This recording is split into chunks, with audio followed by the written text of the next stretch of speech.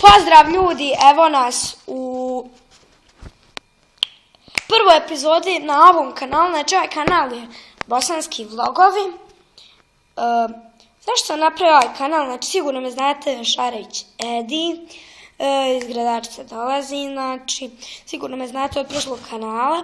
Prošli kanal se zvao bosanski vlogovi, ali ga nisam, tu sam snimio 2 klipa, ali sam zaboravio šifru tog kanala, tako da neću, ako sam zaboravio šifru, ne znam, znači, bože, ne znam kako ću sad, ja na njemu sam snimio 2 klipa, znači, sad ću snimiti s drugom, znači, to ću postaviti za neki pola sata,